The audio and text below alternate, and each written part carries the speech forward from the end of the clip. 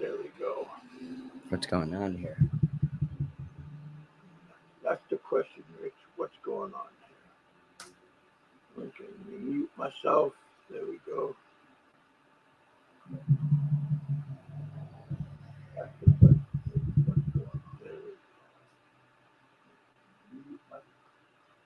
There we go. What's up? What's up? Back from the dead. Back in the saddle. Yeah. I didn't know you died, man. What's going on? I don't know, man, but pulling my head out of the toilet, I guess. From what I hear, you know, from old Frank, from Frank's gossip, and from Meatloaf. What is it? Oh boy, Bob. Spam. poor Bob. He doesn't know what the hell is going on. Bob wakes up and he believes. Poor Bob. You know, he doesn't know what. You know, Bob just says, whatever I say today, gotta be true. Mm-hmm. You know. Jeez, look at this. Dennis Adams said, "You had your head in the toilet, Kevin?" I don't know, but I was sitting on the toilet all week. You're not drinking again, Kevin. I'm sure of that. No, I don't drink no more. But we had a water we're in the main water line break, and we had tainted water. And oh boy, we supposed to be drinking bottled water and boiled water. Oh boy! And but the whole city was supposed to be drinking it, and I had bad stomach and been doing nothing but on the toilet. And what'd you do? Drink some of that bad water and it had germs in it or something? And I don't know, but yeah. But every 4 or 5 hours, I'm on the toilet losing weight. yeah. And but that, I mean, not puking, just singing the song. Yeah. Well, if you're taking antibiotics from your dental work, it can upset your good bacteria in your intestines. Because I had some medical issues years ago, and I put 1 million units of penicillin in my body. And I mean, I was running to the bathroom when I was in the hospital, carrying the IV bottle and almost shitting on the way there to the bathroom. Yeah. Go. But Frank's saying that I banged my head, and poor Bob is, Bob believes his own stories. So. Yeah. Oh God. Yeah, I seen part of his show yesterday, but I had some company over, so I couldn't stay on. But yeah, I think he was saying that you expired, you passed away or something. But oh God, I don't know. But only people that I talk to is you and Roberto. And, and Frank is making up stories. Bob is believing any story. And I had a couple of people call me up, literally call me up or texting me, and people telling me to tell Bob to quit talking about Terry, because the family in England wants Bob to be quiet about Terry, because they want to have some time to Mm-hmm.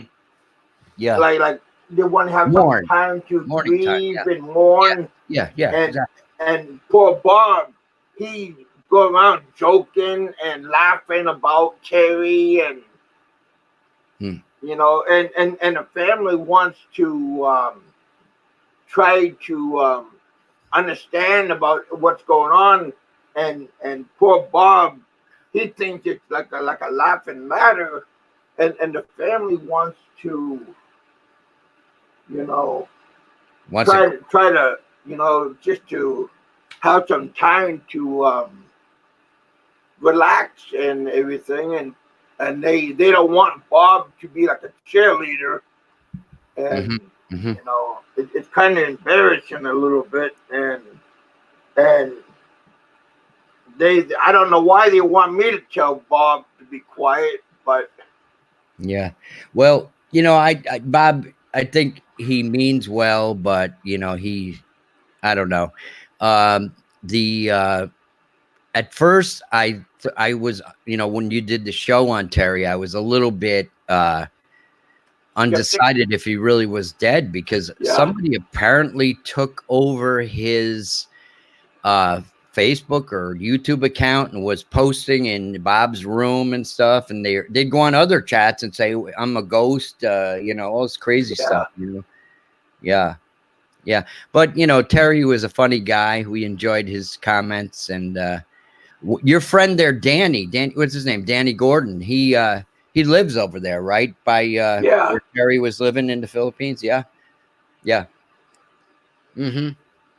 But yeah, we had a lot of people talking, and like I said, the family in England, they just wanted to have a little bit of peace and quiet.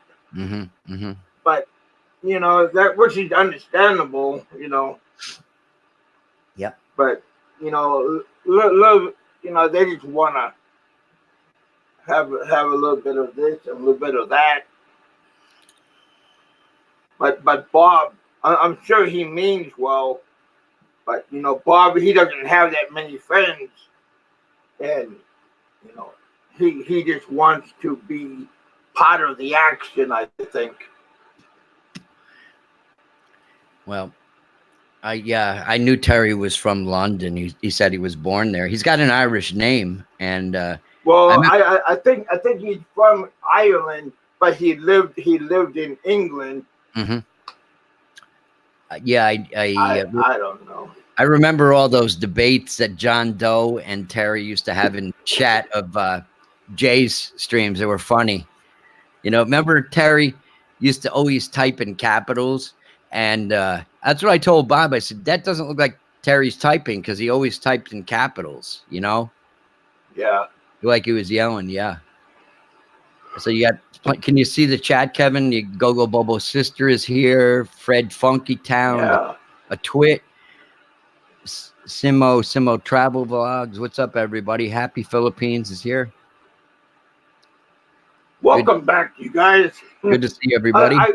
I feel better, if that means anything. No new bangs on the head. Yeah, that's a crazy thing, man. So yeah, you got cleaned out. Yeah, my guts feel good. Yeah, blasted out. You know, but you know, it feels good to have a break, you know. Oh yeah. But from YouTube, and just stay away and just sit back and listen to what people have to say and stuff. And you know, I mean, like I said, Bob, he believes whatever people say, and then Frank, you know, listen to what he pops out of his mouth. Yeah, wow. I don't know, man. Frank, I think, is older than me, and I wouldn't be really messing around with YouTube in the Philippines. I mean, I'm going there this week for a month, and I don't think I'll be on YouTube too much. You know, be having a good time. you're supposed to be there for vacation and fun and having a good time, but you know he's into overdrive, worrying about what other people. Yeah. And yeah, you can't worry about what people say. You know, people are always gonna have something to say. Yeah, I mean, right now is the time for joy and fun and a lot of parties coming Yeah. up and Christmas time coming and holidays. Yeah. Yeah, I'm gonna spend most of the time in Cebu City. I know I've heard some people say disparaging things about Cebu, but all my wife's college friends that she grew up with are there. They're all doing very well. And I don't even have to get jeepneys or cabs or anything. They pick me up and take me out to dinner. They pay for it. It's like I'm the cano, I'm the one that's supposed to pay, but they take care of me. And my wife's very best friend, she's a lawyer in Cebu City. Wow. She and her husband, he's a senior engineer at Timex Corporation. We're staying in a pension house, right? Apple Tree Suites, right where Chris and Cebu walks around all the time. And they got a room there too. And they just live down in Talisay, which is like probably, I don't know, 20-minute drive south of Cebu. But there's so much traffic there now. They want to maximize their time with us and shit, so that's pretty cool, man, And we send our boxes there, so we have everything we need, and they're going to be there when we get there. Yeah. I won't be out drinking with Bama. I don't know where he is. Well, maybe you could hook up with Sentai 7. Well, I don't know what Ren is doing these days. He's kind of on the down low. Maybe he's gaming or something, or taking people out on his what do they call those banca boats? For a 3-hour tour. The little minnow, yeah. That'll be fun. To make a pilgrimage to Battalion Island. My wife has been there years ago. She told me it's kind of a nice little island. There's another island that's more. I think Battalion Island is a little bit to the left top of Cebu, and to the right there's little islands. I can't remember the name, but they're really beautiful. My wife is always worried about our health care and stuff, and you know how women are. She doesn't want to be out in the jungle. Yeah. Does your wife have everything planned out? Oh, yeah. Oh, God, yeah. Well, her sisters do, because my father-in-law and mother-in-law are renewing their 40th wedding vows. And it actually was really? Actually, their wedding was or anniversary was in April. And we couldn't make it then. And so my wife told them, we can make it in November. It's getting towards the end of the year with my wife's work. So she's got plenty of time left. And so, yeah. And my wife, I'm kind of nervous about the flight my wife picked, because it's China East Air. I don't know how good that airline is. I don't think they get too big of ratings. It was cheap, very cheap. Like when we got the tickets, they were like $400. That's cheap. I got $400 round trip. Yes. Yep. Wow. Absolutely. Yep. And we fly from JFK to Shanghai, and from Shanghai we fly directly into Mactan. It kind of cuts a lot of layovers out, and we usually fly to like Detroit first, and then to Japan, then to Manila, and then to Cebu. Yeah, how you doing, Mr. Tux? Okay, Tux. Hey, RC. Welcome to the bullpen. Still alive. Yep. Oh, fuck.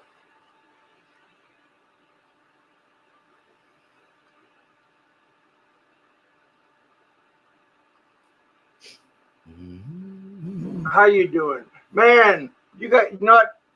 I thought I was gullible. Hey, don't listen to never listen to Frank, and definitely don't listen to old baloney head. Oh boy, Bob.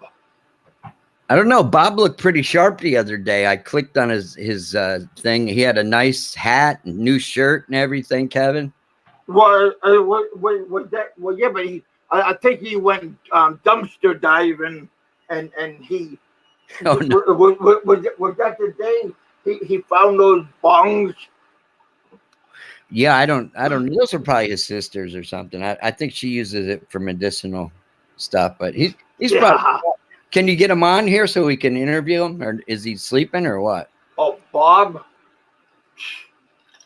He might be dumpster diving, going looking for new stuff. Yeah, I don't know. I wouldn't know if I'd do that, but I heard. I'd be afraid. I'd be afraid you'd be waking up somebody. Yeah, you never know, right? I don't know. You can find some good stuff though. Not in the dumpster, but I mean you know I mean I'm talking about like in the what do you call it?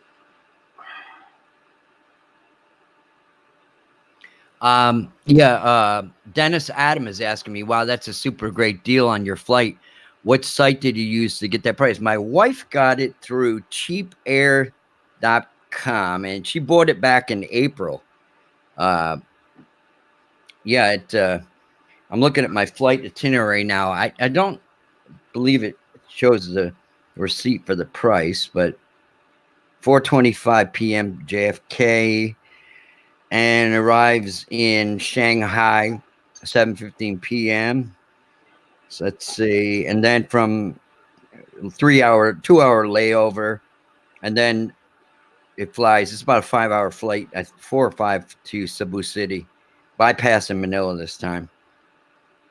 Yeah, which is since it kind of when you're traveling and you're tired and you're going onward further, it's kind of a who's this guy? Let's see. Oh no. Oh. That was an insult for me. Oh my God. Don't get Bob mad, guys. Oh hell.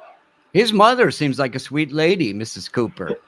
Mrs. Cooper's a wonderful lady. She's always cooking all this nice food for Bob, and exactly to slave after Bob, Yeah, and Mr. Nomad is in the house. What's up, brother?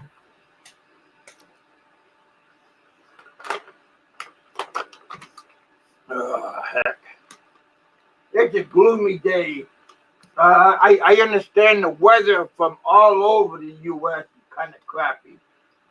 I guess Bob put out too many cigarettes over in Northern California, and now there's big forest fire in Northern California. Oh, geez, not again. Oh man, big ass fire. Because I watched Bob flicking his cigarettes on the ground. He doesn't put them out. So evidently there's a big forest fire up over there.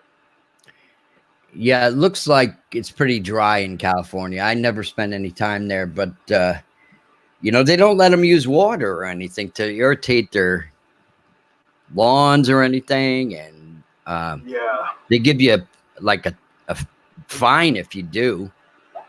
But some of the rich people, yeah, right, Happy. Pittsburgh's a nice place, man. Oh yeah, but I understand there's some tornadoes touching ground all over the place down here. Not luckily not where we're at, but Kev, you guys have a shelter? Your family has a shelter in that house for tornadoes, like a storm cellar. Yeah, that's cool. We do. Yeah, I knew they would. But it's not a designated shelter, but it's pretty good one. Yeah, I think Kevin's just bullshitting Lost Nomad. But anyhow, yeah. No, I don't know. Yeah. I don't really watch the news anymore, so I don't know what's going on unless I get it on my phone or something. But yeah, it seems like I was watching it on the internet about the forest fire. Hey Kev, Danny's in the house. Danny. Give him a wrench. Danny, where's my wrench? Yeah, man. I thought I just gave you a wrench the other day. Not the other day, but last time I talked to you. Mm-hmm. Who was that guy? He was a famous titan of American industry. Was it Carnegie? I believe he was from Pittsburgh area. He was a steel man. Very famous guy.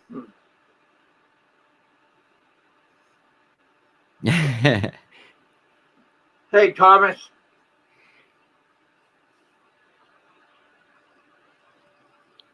Danny's got his ranch. Cool. So Danny is over in the Philippines, huh? Yeah, Danny lives over there. Matter of fact, I was just telling we were just talking about Danny earlier. Yeah, because of Terry McGreevy. Yeah, we were. Yeah. I heard that you saying that he lived over back where Terry was living. Yeah. Yep. Mr. Tuck is asking, Kevin, isn't Kentucky the lightning capital of the world? Well, we have a lot of lightning, but we also have a lot of rain. So, and the humidity. So, I mean, it's so humid. Oh, yeah. Happy Philippines is not sure about Carnegie. He just moved here last year. Came from Francisco area in California. Yeah, California is a beautiful place, but wow, taxes, man, holy shit. I think it's like, I've seen statistics, it's like 43% more expensive to live in California than the average place in America. So, wow, that is, a lot. Carnegie Hall was a guy. Yeah, Mr. Ducks, he was. I think his name was Andrew. I think he was originally from like Scotland or whatever, and he was one of the big guys like Rockefeller and them in the early days. They're interesting guys when you ever see a documentary on those guys.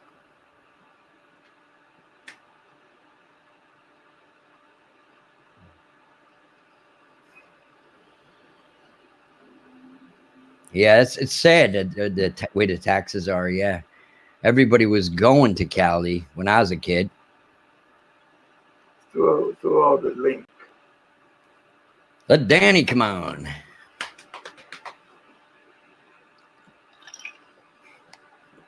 Let me see what I can do. I'll be right back in a second, Kev. All right, buddy.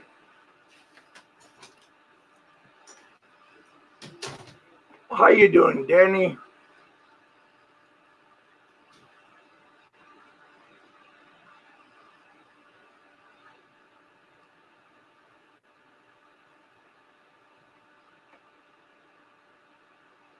I hope everybody is doing good. I'm feeling a hell of a lot better. My daughters are doing good.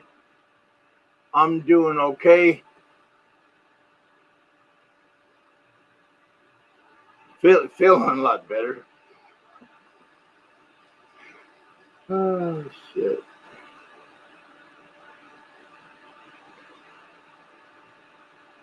There we go. Hey, Raymond.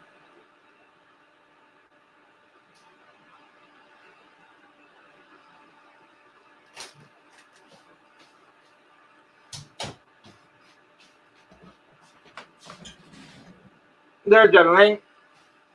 If anybody want to hop on, now is your time.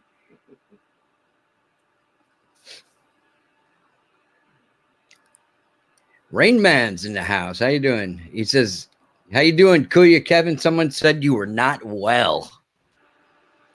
Well, I had LBM, but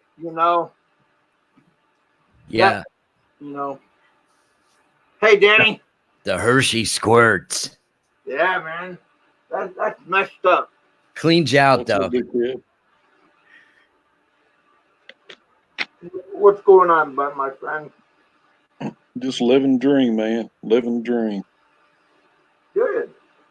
But is it a dream or is it a nightmare? Or both? No, sometimes? man. Things are good for me. That was good for me in the U.S. So I can't complain. I hear you there. If you do complain, you're not going to have that many people that's going to be listening. Well, people get tired of hearing complaining all the time. They got their own shit to worry about. Yep, absolutely. Yeah. When you coming over, Richard?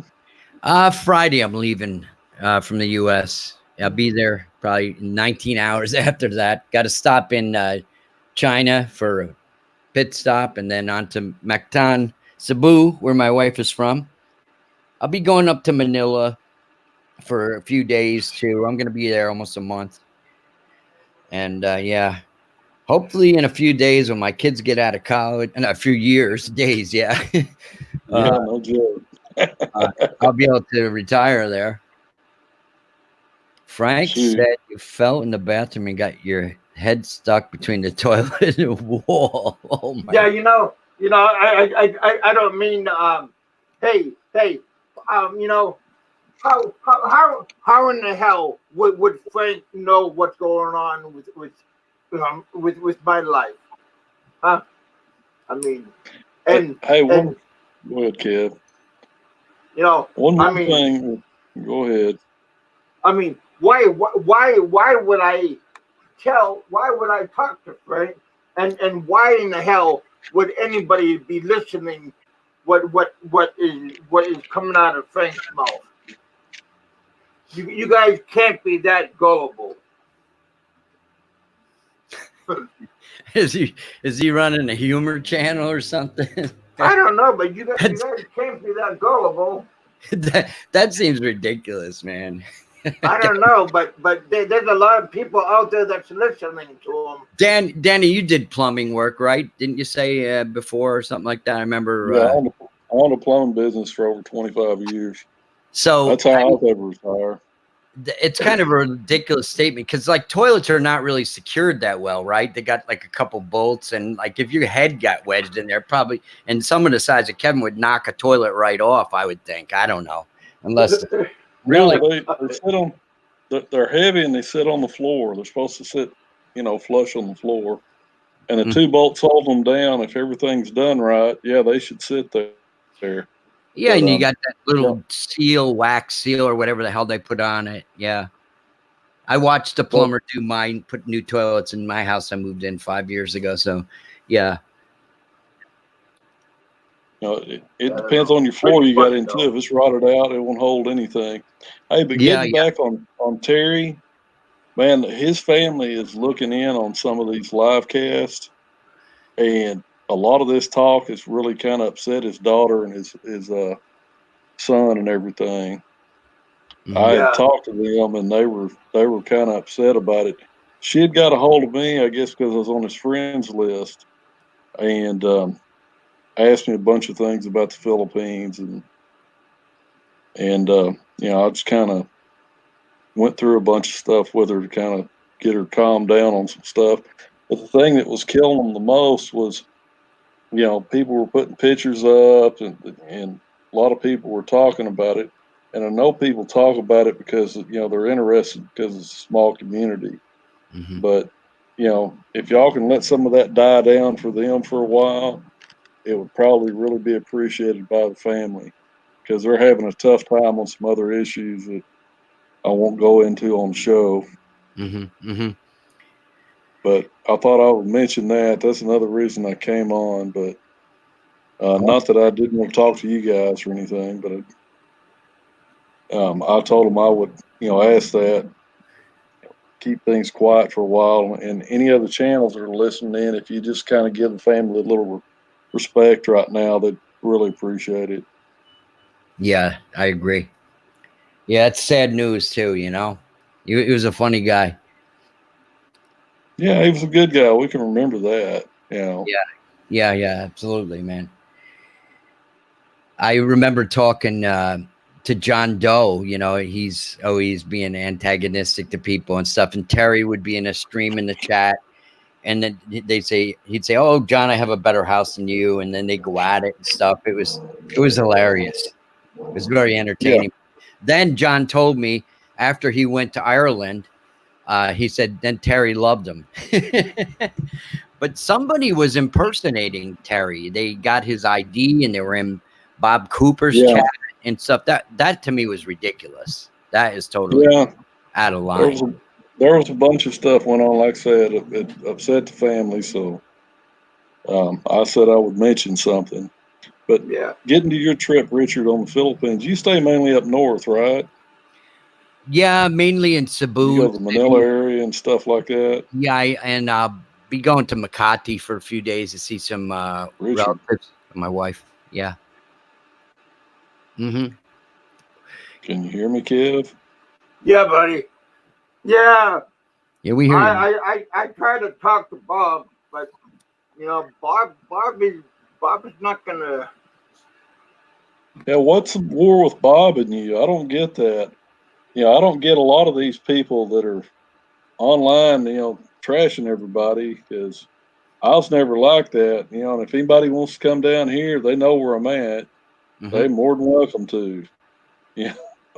So Dan, you're in down in Davao City. Is that where you're at right now? I'm actually south of Davao. I'm about an hour south in a town called Digos. Uh-huh. Digos, what it works is Digos is actually the provincial capital. Mm-hmm. All right. And Davao is the regional capital. So I don't know if a lot of people know how a lot of this stuff works, but Davao operates almost like a little autonomous region, but it's not. It's a regional capital. Yeah. Yeah, I know that's where the Philippine president Duterte is from, and I heard it's very clean in Davao City too. Yeah. If you go to Manila, you know, Manila has a certain smell to it, or flavor, we can call it. Yep. The same thing when you go to Cebu. Oh yeah. You know, I've been a lot of little places around the Philippines, but when you come to Davao, everything's clean up, and it used to be a lot cleaner. Mm-hmm. The problem that Davo's starting to experience now is there's an extreme amount of traffic compared to what used to be here. Used to, you could go in a taxi down JP Laurel in the Bahada area as fast as you wanted to go, and now you can almost walk faster than you're going to ride a taxi. Right. And a lot of that happened after Duterte was elected. It really magnified it. You started seeing plates that said NCR for National Capital Region, and plates from everywhere in the Philippines. People were moving in, and people with money were moving in too. So the traffic really, kind of like a boom town. I was in CDO years ago, and it was booming. But it was a whole different experience. Oh, what does they call that? Global City? Yeah, Global Cities. Yeah, that's up in the Manila area. That's a very expensive place to live, I heard. That's where all your movie stars and people like that live. People that have money and influence or celebrity, that's where they're going to live. Mm-hmm. That in the Makati area, but the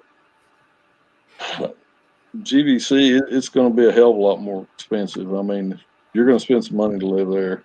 Yeah, I've heard it's almost as expensive as living in the West to live in Global City. Yeah. Kind of defeats the purpose of living in the Philippines, right? To have a economical place to retire. Well, Ayala is talking about, other planned areas like that too now. And if you go down through the Manila area now, you see nothing but cranes. They're estimating they have 5 million Chinese in the area.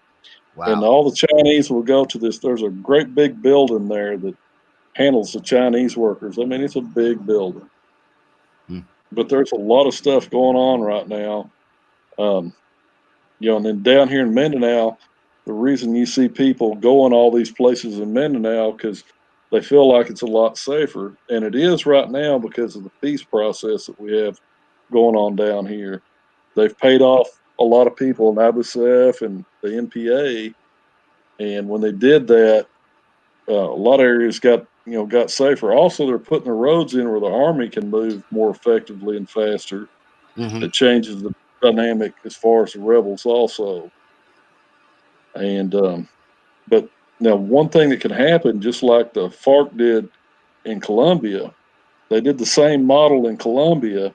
Well, as regime changes went on, then they've quit paying a lot of those people, and now the FARC's starting to make a return.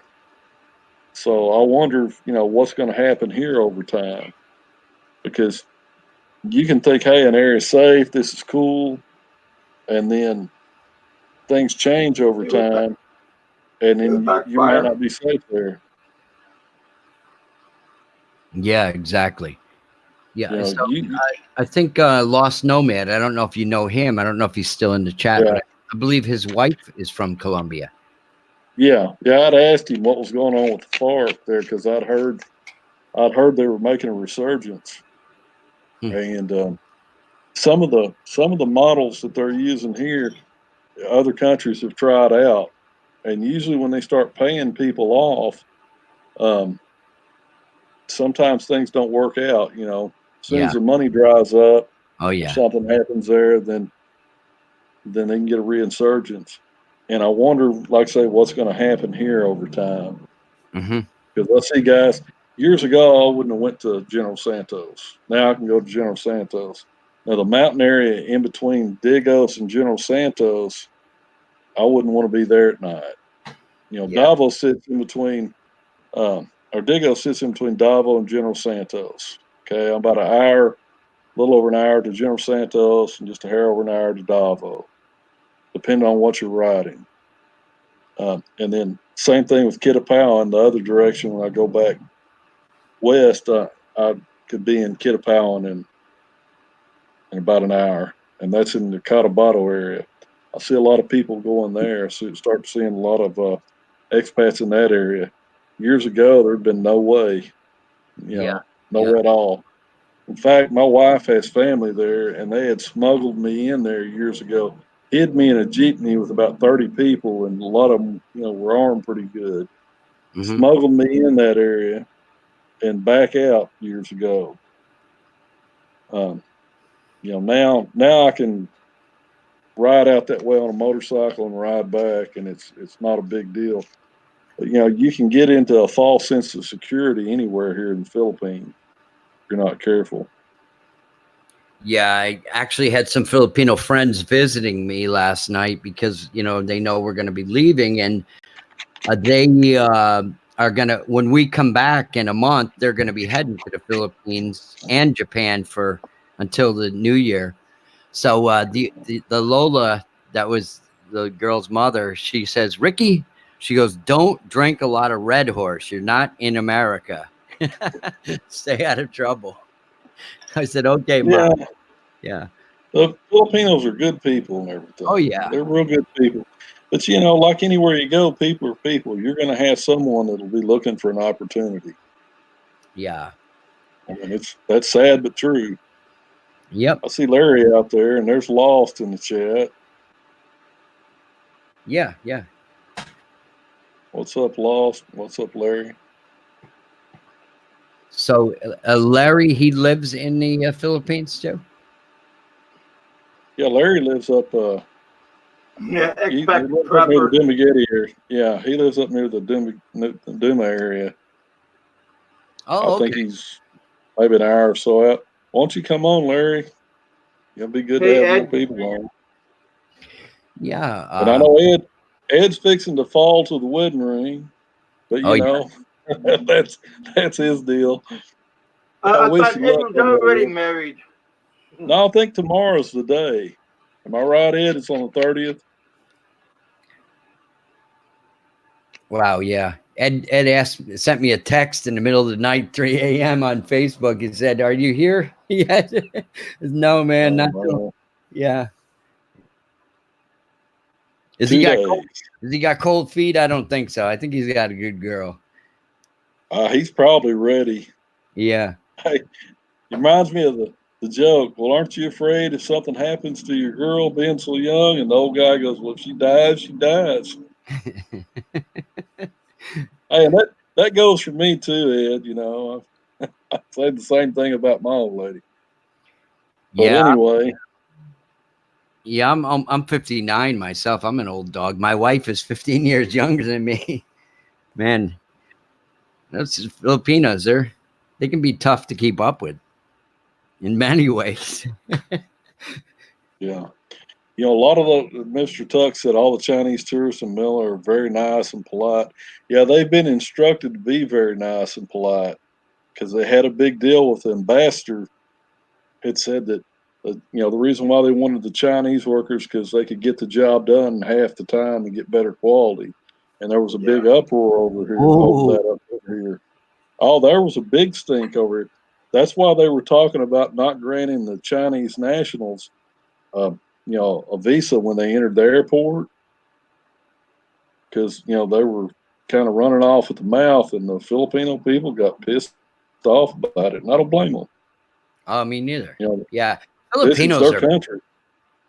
They're, you know, a lot of people, you know, there are brilliant people, Filipinos. All my friends here are very highly educated intellectuals, and I don't know why. Maybe because of my wife's education, but and I run in the same circles with their friends, and they're smart, and they're, you know, they do a lot better than a lot of us here. You know, yeah. You'll find that too. I mean, the Philippines is a class system, and a lot of my wife's friends, you know, are from graduate school and stuff here. Yep. My wife, The other, like, you know, the city attorney here, he's a friend of the family. Mm-hmm. And you know, a lot of people that are higher up, they're friends of the family because a lot of them ran in the same circles. And you'll find that with, you know, better educated Filipinos that's where a lot of their friends are also. Oh yeah. Yeah, the Filipinos here, they just had a big. Y'all got quiet all of a sudden. They had a big party on.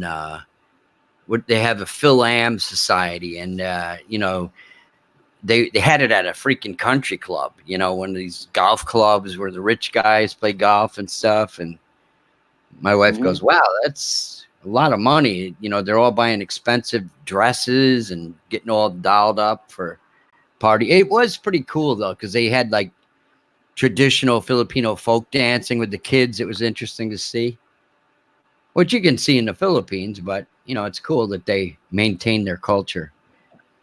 You're teaching your kids that way. Well, look at how the expats do over here. An expat will walk right by them as an expat. Mm-hmm. You know, like they're invisible. It would seem like we would band together a little bit because we're in a foreign country. It doesn't work that way. In fact, you almost have to be careful of some expats that you might run into. Yeah, I'm really not that interested in expats too much, you know. You definitely got to be careful who you run into. Yeah. Well, there's a bunch of expats over here that prey on other expats, and they've made that a small industry for people coming in. You know, they'll see you coming in, and they'll be going down the rows of hotels, and they'll give you a sob story. Guys coming out, and they work the same routes over and over again. Everywhere you see these guys in town, they'll be working people at the malls. They'll go down Hotel Row. They'll go down the popular night spots, and that's how they survive. Wow. You know, yeah, who was it? I seen a video of Jerry Kardanian's when I don't know, a while ago, he was in Manila, and he ran into a guy that was speaking French. And of course, Jerry, I think Jerry was born in France or lived there in his early life. And the guy was trying to lay it on Jerry to, you know, put the touch on him for money, you know. And he was a young guy. Yeah. Well, Jerry had traveled Europe a lot, you know, when he was younger and stuff. I remember hearing him tell the story about that. Yeah, it would seem like guys would band together, but just like everywhere else, you got people that work hard and people that don't want to work hard. Mm-hmm. And they can look in the mirror and say, all right, this is the person that is responsible for me in the situation I'm in most of the time. And that's something people in America need to get back to. People used to look in the mirror and go, all right, there's the guy that's actually responsible for all this bad that's happening to me.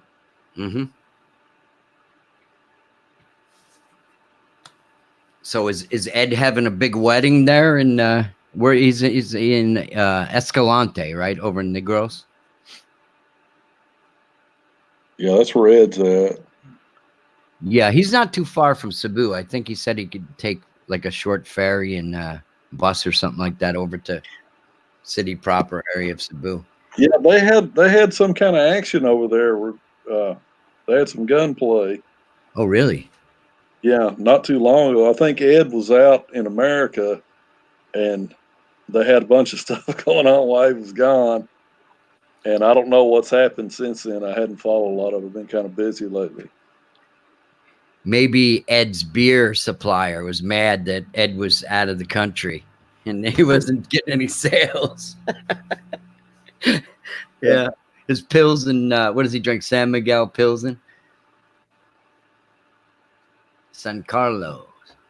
Mr. Tux, he's Filipino. Sometimes I wish he'd come on and give a view that, from a Filipino's point of view.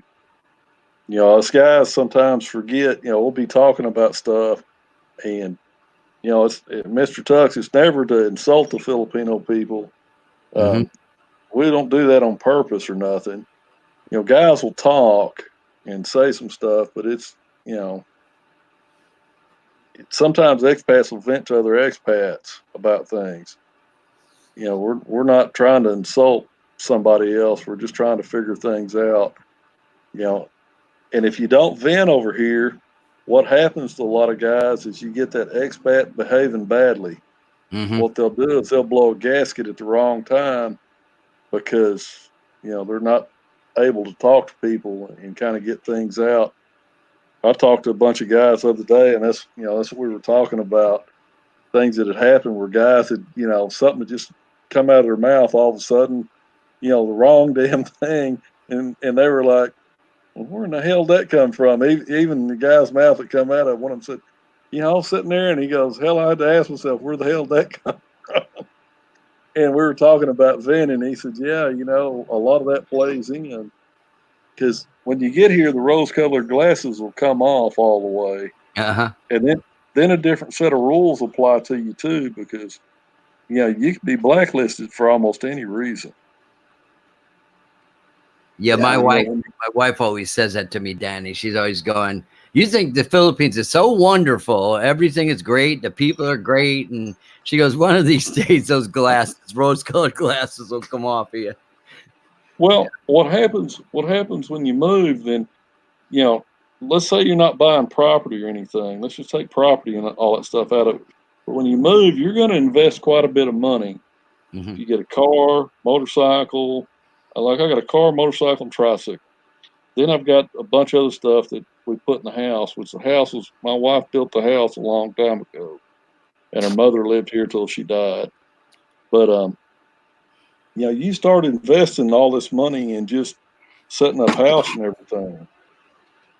And I'm reading the deal there, but you set up money and you're setting the house up and getting everything all ready and all that good stuff. And then something happens, you get blacklisted. It's not that easy to set up and go again to the next country because you can get a 5-year blacklisting on you. And then what do you do if you set up? Let's say you burn all bridges back home, which I don't advise anybody to do that. And then you get a 5-year bar on you. You can get it removed, but if you're having to wait that 5 years to get it removed, because if you get blacklisted like that, you actually have to apply to get that that bar removed on you. Yeah. It doesn't just automatically fall off after 5 years. Remember the guy where I don't know where he lives. I think he lives in Negros or something.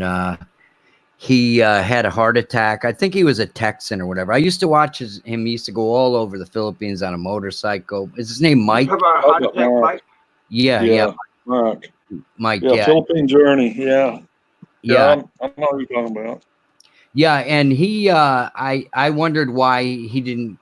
Maybe he liquidated all his assets in the United States or something, like you were saying people do, and he didn't have any resources there to go back to get his surgery on his heart or something like that. I don't know, but I thought you would want to go to the U.S. to have that done, because even the mayor of Cebu, or the former mayor, I can't think of his name now, Tommy Osmeñas, I think, he came to New York to get heart surgery done. Yeah, to get bypassed. Yeah. Well, here's one thing that happens. Guys will come over here and they won't pay their Medicare if they're on Social Security.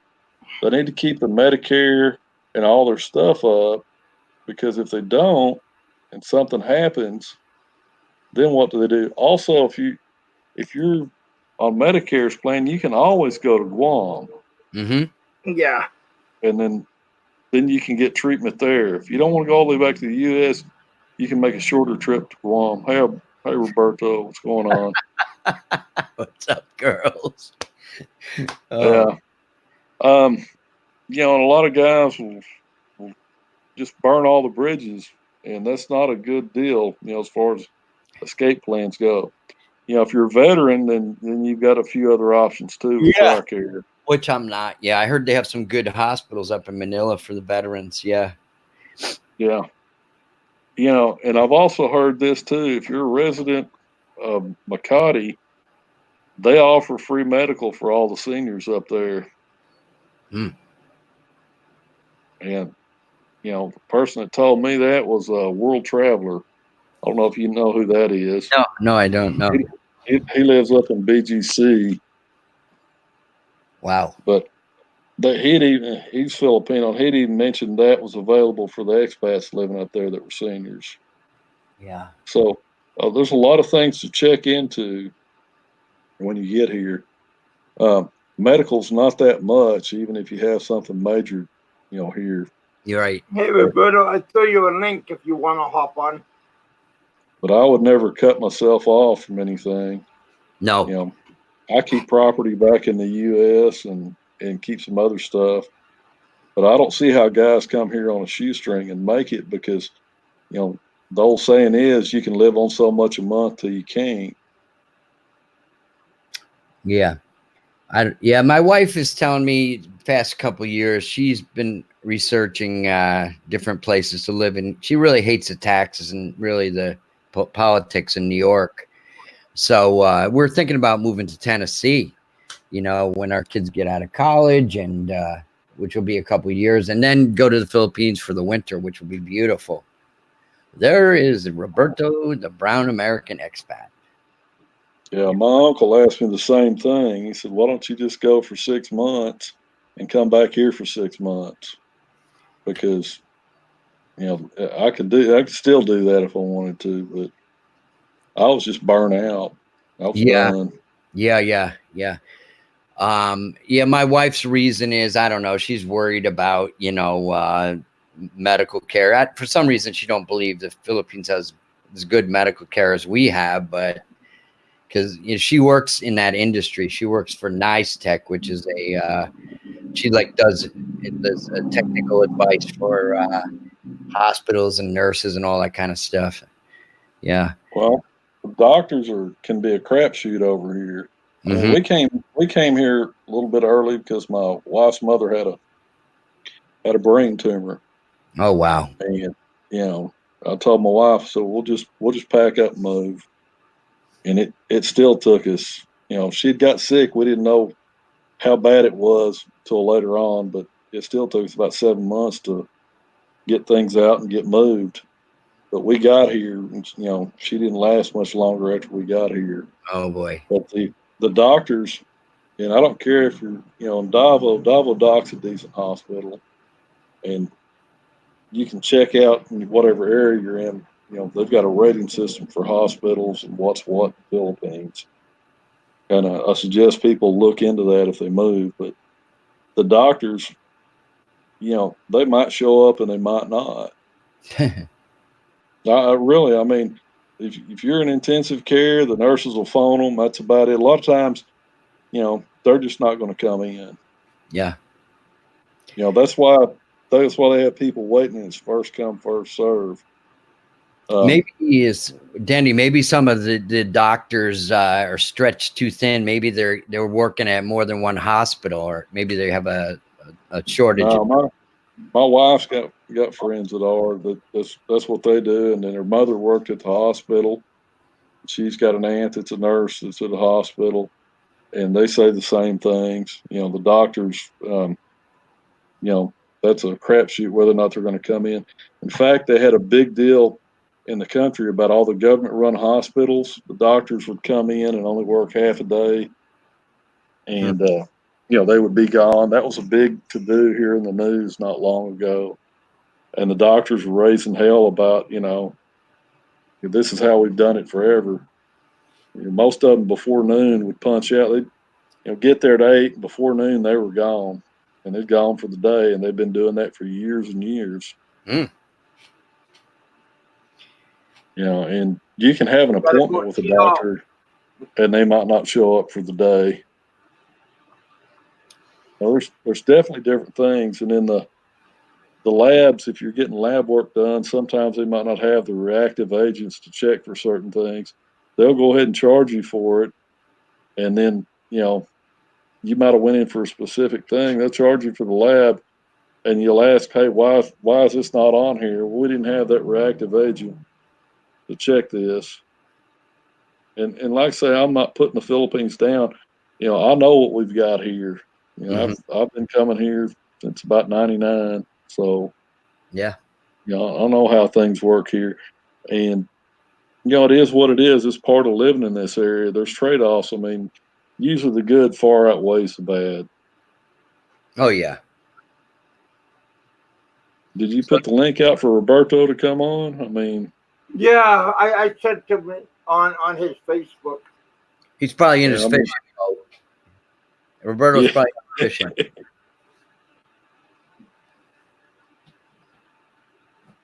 Oh, yeah.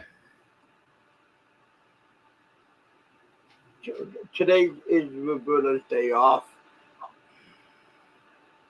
Yeah, Ed's commenting on something you see on a lot of the forums about Social Security, and that's what they call a drop dead letter.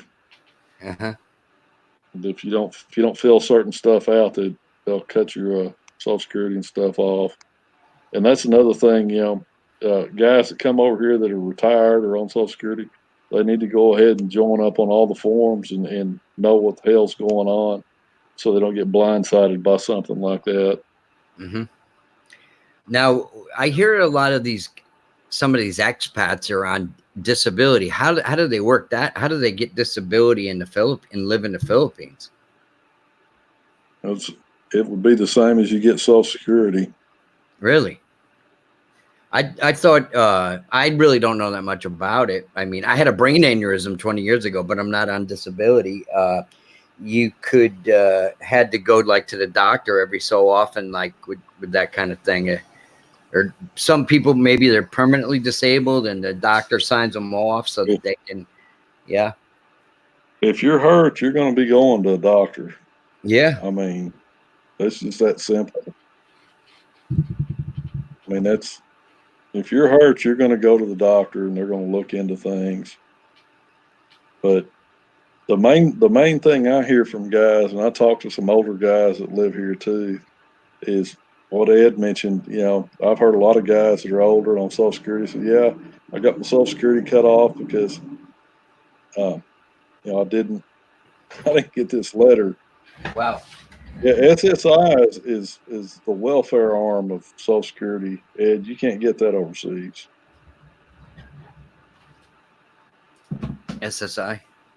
Yeah, that's a welfare arm of that. But anyway. Wow, we sure support a lot of people on welfare in America, don't we? Well, here's what they say. They'll tell you Social Security's running out of money. That was a contract between the people, and you paid in for it. That's right. Welfare, you never hear them say welfare is going to run out of money. Why is that? I mean, people paid for the money; their money should be there. Yeah, they're buying the vote out of the public trough. Thomas Jefferson, he mentioned that when you start buying the vote from the public trough, how corruption would, be involved in the system, and that could be the end of just government. Yep. I'm amazed at how many people don't study history and know more about it, because if you don't know what went on in history, then you just keep repeating the same mistakes over and over again. Yep. Hey, Roberto.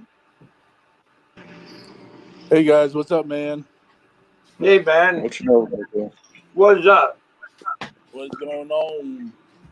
Look at that picture of Roberto. Roberto the gangster, man. I thought that was a Roberto and Hayden picture. He was talking about being in Thug Hayden. life. Yeah. You like that? Yeah. Yeah. How'd you do that? You did it with Photoshop or something? Yeah, it was an app. You have to pay for it, but I did it on a free trial, and so I did a bunch of stuff, bunch of photoshopping, and then when it expired, I just well, I hope Frank don't turn you in for that. Who? Hey, Happy. Oh, go ahead. Frank, I hope he doesn't turn you in.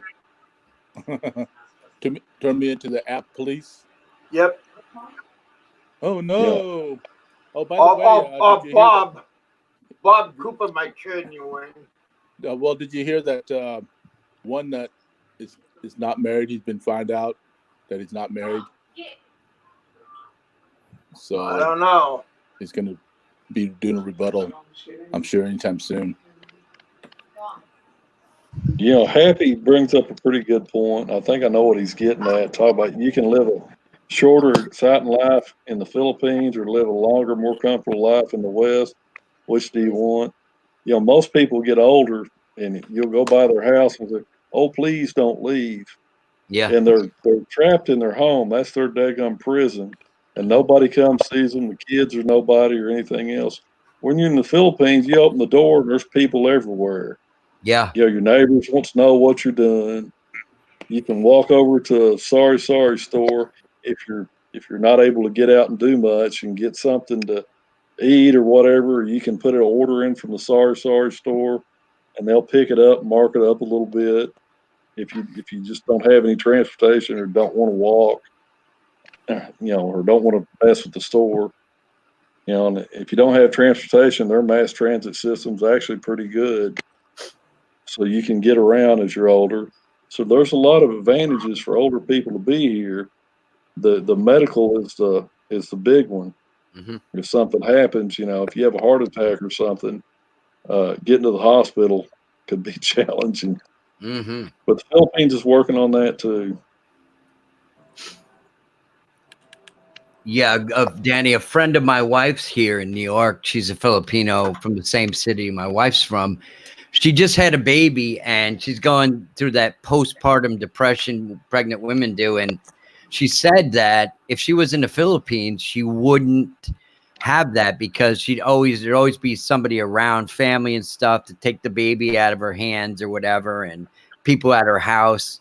She's on leave from work and she's just got her kids around her. So yeah, it's a great place, the Philippines, the way people are always around you, and I love it. Yeah, well, a good thing too, if you'll watch them when they're at work, social part of work here is just as much part of anything else. If they had to work like we work in the U.S. where it's a grind all the time, most of them would quit because when they're working somewhere, you'll notice, half of them will stop and they'll be joking and laughing. They'll have a good time, and the interaction and having a good time at work is just as much a part of work as anything else. Mm-hmm. And it used to be that way in the 70s in the U.S. too. People be working, but they would work to get stuff done, but they was going to have a good time doing it. Yep. It's not that way anymore. Yeah. In the U.S., it's a grind usually when you're working, and the Philippines hasn't lost that.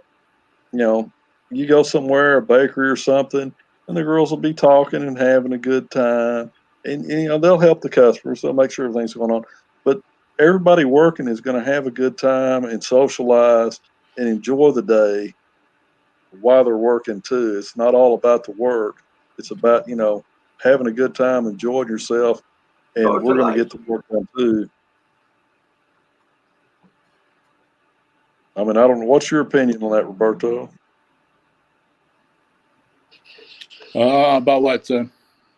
Always talking about working and enjoying yourself at work.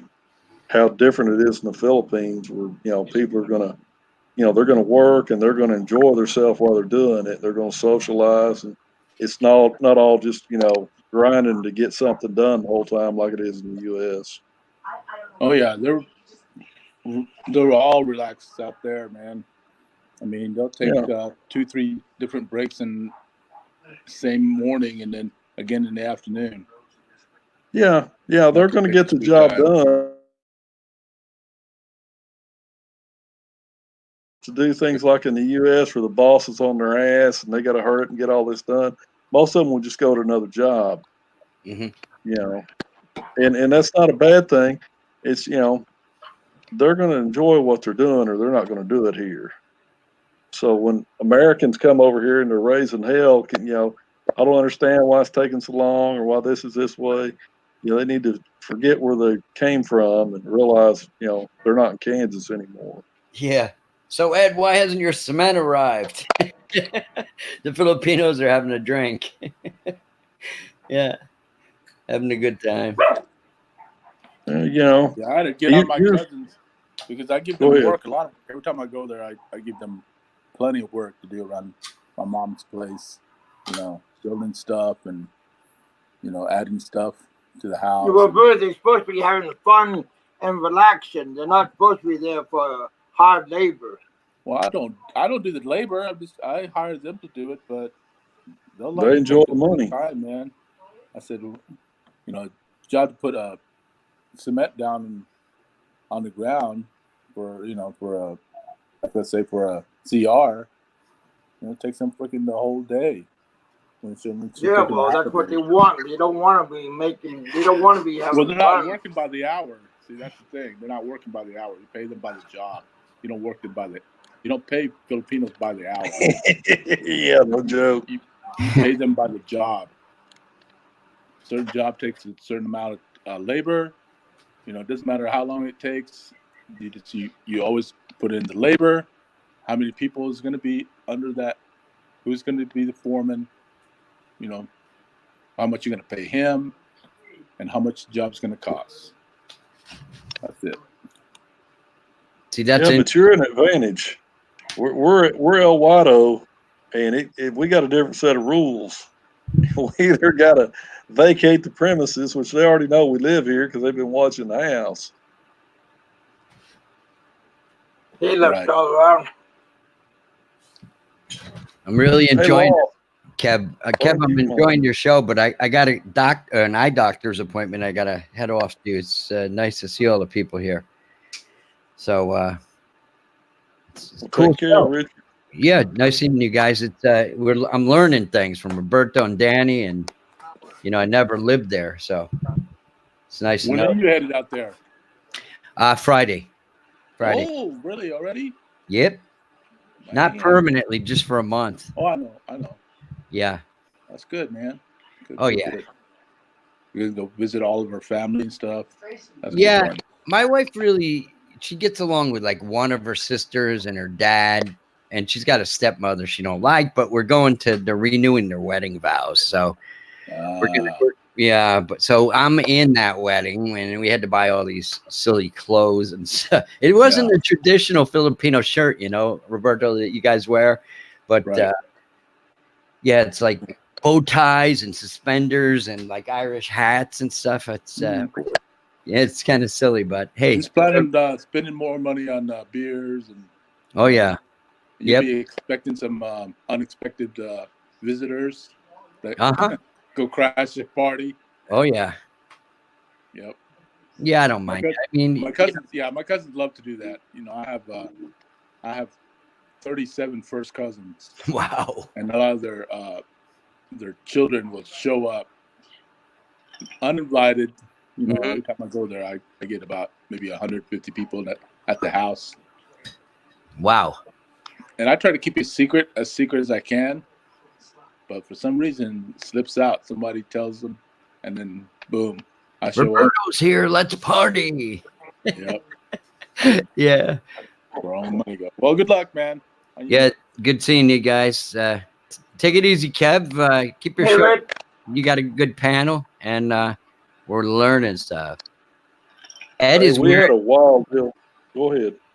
Ed has said he's wearing a barong. Is that what you call your traditional shirt of the Philippines? A barong? BARON. Yeah, white shirt. The white shirt they wear at ceremonies.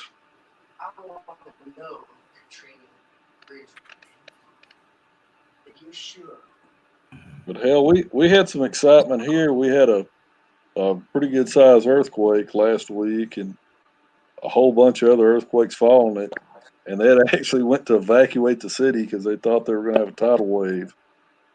And that was a wild deal going by on the highway. Every car going one direction, everything was full. We had about 15 people come to the house that night, people looking for a place to stay.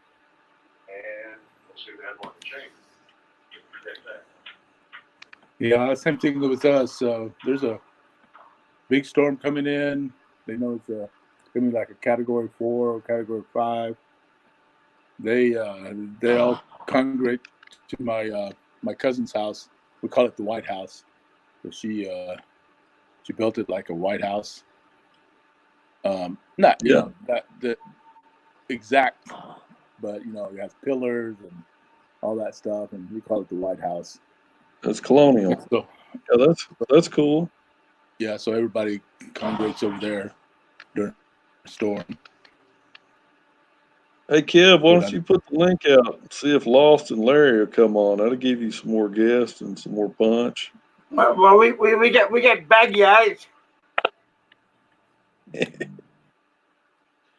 Yeah, I mean, you know, that's another thing. I wonder why a lot of expats, you know, when you build in an area, you really want to look for some high ground and something in case of an emergency, what might happen. And a lot of people don't even look at that. You know, they don't look at the drainage.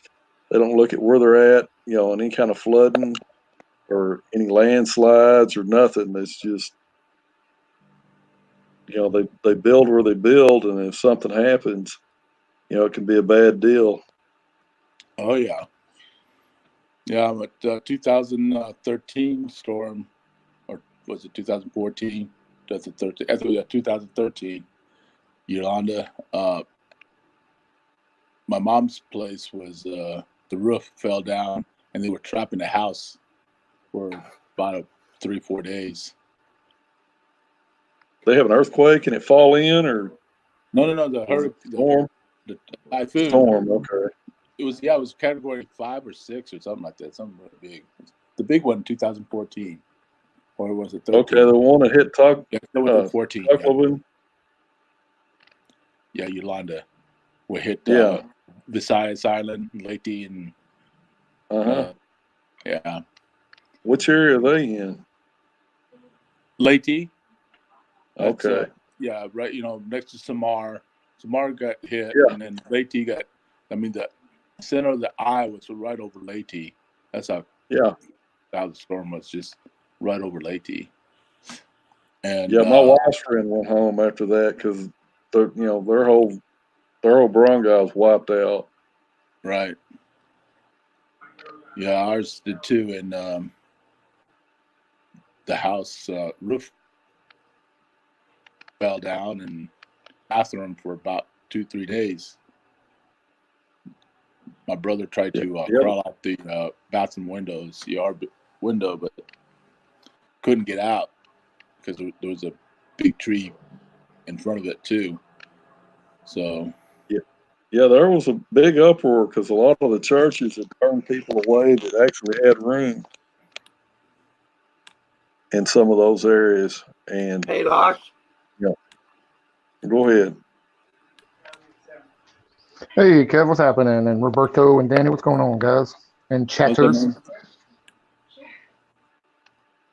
Like I say, living the dream. That's what you're supposed to do, right? Yeah. Yeah, we were talking about, I'd asked you about the FARC in Colombia because I'd heard, that they had a reinsurgence because they weren't paying the Yeah, people off. so for those who didn't keep up with it, the last president, he had kind of struck a deal with them. What I hear is kind of similar to the Philippines. They, I think maybe you and I kind of sort of talked about it one time. But, they kind of gave them some land. They turned in their weapons. They give them kind of like a monthly stipend, and they kind of ceased. But now the new regime has stepped in, and they were like, we're not doing that. We're not giving basically terrorists money. So now FARC's kind of back to their antics again. See, and that's the exact deal that's happened in the Philippines that you've mentioned.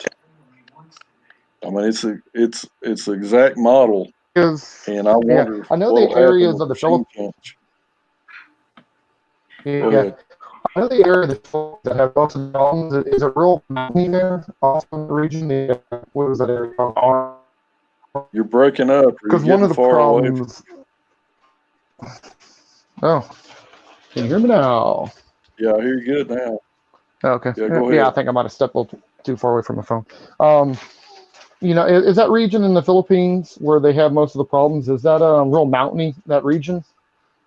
Because the reason I ask is in Colombia, one of the problems they have with FARC, because Colombia is so mountainy, they can kind of escape and hide into the it's real foresty too, and it's hard for them to reach them in areas. That's why those drug dealers doing the cocaine stuff, they always have a hard time getting a hold of them too. So it's easy for them to kind of do the ambushes. You've got mountains all over the place here. The thing is that's the reason why they're putting the roads in too. They're putting the roads in so the military can move faster and control some of that. There, so I guess you did. But I heard that some people saying that it's only multiple streams only allowed on business account.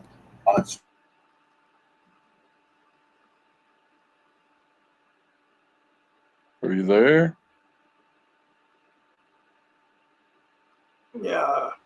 I think maybe Roberto was talking to somebody off the screen, is my guess. Yeah, I don't know, man. No, I muted myself, man. I muted myself. We got baggy eyes here. Cool. But yeah, you got the same dynamics as you have in Colombia. The mountainous areas and stuff is where, like, you'd have the MPA hanging out and Abu Sayyaf and all that. And they'd be in the remote areas that are doing the same thing. And that's why it struck me about the peace model being similar and a lot of other things being similar to what happened in Colombia. And as they had regime change and quit paying those people, the reinsurgent coming back in. And I wonder what happens here if we have a similar set of circumstances. Probably something similar would happen if the next regime comes in and decides they don't want to pay for that. And what was so crazy during that time, it was like good 8 years or so that they didn't have they were paying the FARC, whatever, they weren't doing anything. And they also kind of gave them political power. So there was a guy who was part of the FARC who actually ran for president, and that son of a bitch got a lot of votes and stuff. It's ridiculous, man. I mean, just like, it makes you realize how quick people forget, Yeah, well, they're going to get the same thing. They're setting up an autonomous region, which is already set, but they're talking about expanding the autonomous region. That's why I say they're going to set up the autonomous region set, but they're talking about expanding it again. And they're going to get so much representation in the Philippines also. And Mindanao, I think, has got like 92% of the Muslim population in the Philippines. Oh, be careful! Don't mention the Muslim. That's one. Well, that's one. That's yeah. That's the. I mentioned them in a good light. Yeah, that's the gang member. I'll mention them statistics a good lot. You know, in the Philippines, they only make up like 10 or 12% the most. But in Mindanao, they make up like 92% of all the Muslims in the Philippines. They don't make up 92% of any population anywhere. Just 92% of the Muslim population is in Mindanao. Yeah, I was kind of when I went to Davao, you know, kind of went around the areas of Davao, and I was I knew there were a lot of Muslims there, but I was actually more surprised how many there was. You know, seeing them walk around and all the different mosques and stuff. There was there was more than I thought. I'll say that. They make up a real small percentage, you know, even here in Mindanao, but this is where the bulk of the population is. But they're getting seats in Congress, and they're getting a little bit of power too. And like you say, they could run for whatever later on. And then the other thing that's happened as far as a shift in people is when Marari went. Well, that's not that far away from CDL. A lot of people fanned out when they destroyed that town, and it changed things as far as, you know, what you'd look at like a red zone and stuff. You know, Mindanao's got a lot of little red zones in it, and you know, if it's okay during the day, doesn't mean it's okay at night. And there's a lot of guys that will come here, and their girlfriend will say, "Oh no, it's safe. It's safe. You're good. You're good." And they're not safe. And you know, I encourage guys when you come here to look and make sure that, you know, is your area really safe? Get someone else's opinion or find out a little bit more. Someone besides your girlfriend. Davo's Trusty Shellback's on there. Davo's really safe. They've got so much military and police in Davo. You're going to be fine. Well, the best thing to do is meet them if you're flying into Manila. Have them meet you in Manila instead of Mindanao, because for one thing, if you just meeting this person from a dating site and you haven't met her before, have a neutral area to meet them first before you go jumping into them, you know, with them in Mindanao. If they're in Mindanao, that's very sane advice. Yeah, if they're in Mindanao, you can meet them in Davo, and you'll be okay. Well, but don't go way out the province. I was saying, because a lot of the and you hear this all the time. There's a group out there, that actually, you know, they'll have like one apartment, they'll have, you know, 5 or 7 women in there, and they're all talking to foreigners and send them money. And when they get one that's, you know, that's locked in and, you know, actually sending money and stuff, then they'll say, "Well, come down to Mindanao, I'll show you around." You know. No, Roberto, they're only talking to me. They only care about me only. So if you they don't talk to multiple people. I don't care if it's Davao or any place. I wouldn't meet them anywhere in Mindanao, because they can be in some kind of fashion school. No, I've been to Davao. I wouldn't, like Danny said, I wouldn't worry about there. But yeah, Davo's got so much military and so much police and everything. You're going to be really safe in Davo. I mean, you're not going to have a problem. It's when you go out in the province and you go way out in the province and stuff. The girl says, "Oh, it's safe and all this," and you don't know squat about the area. That's when you can get in trouble. I mean, but in Davo, if they come to Davo and meet them in Davo, they're fine. If they're in General Santos in the city limits, they're fine. But I wouldn't go out of the city limits in General Santos if you don't know where the hell you're at. But I would meet them in Davo, because they're in Jinsan or they're anywhere in Mindanao. They can take a bus and they can get to Davo. And you're 100% correct. But a lot of times, guys haven't heard you talk about this or talk to other expats, and they meet a girl online and she's from Mindanao, you know, and then they don't know anything about the Philippines, and they said, "Okay, cool, I'll come over to Mindanao." But I heard so many bad things about it. And, well, no, it's safe. but you never know. They probably meet in Davao, but end up taking them out to the province, like you were saying. Yeah. Davos rated as probably one of the safest cities in Philippines, and compared to Cebu and Manila, I would rather be in Davao as far as feeling safe and everything else. As long as they don't leave Davao, they're fine. Guys come over here and they don't learn cities, Cebu and Manila. Yeah, I would rather be in Davao than be in Cebu or Manila. But guys come over here and they don't learn anything about the culture. They don't read anything about any kind of scams going on, and they come over here totally green. And yeah, well, like what what Roberto was saying, those guys who don't know, they don't. I mean, if you haven't done any kind of research, way to reach I think that's a small percentage overall, but there's just no way to reach people who come here who just are completely clueless.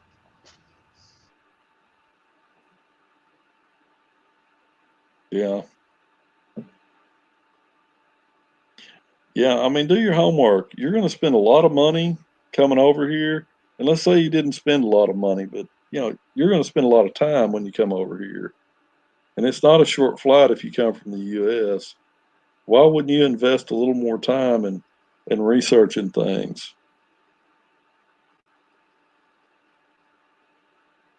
And it doesn't hurt to have your girl checked out too. If someone comes over here and they fall in love and they hadn't known the girl that long, they hadn't spent that much time with them, that's probably not a good idea. I want to say something so bad, but I'll hold my. That's a good joke to get into, but I'll hold my. Yeah, it's not about you, Dan. It's not about you. It's someone else. Yeah, guys do that though. Mark, go ahead. Yeah, guys come over. Yeah, you can say it, Roberto. No. I'll save it for my show.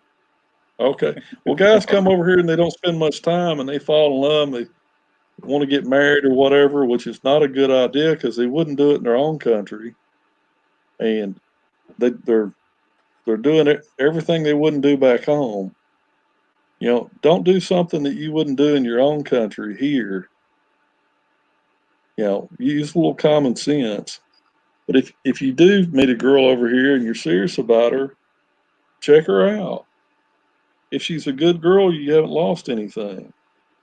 If she's not a good girl, you could lose a lot because there's a lot of good girls over here.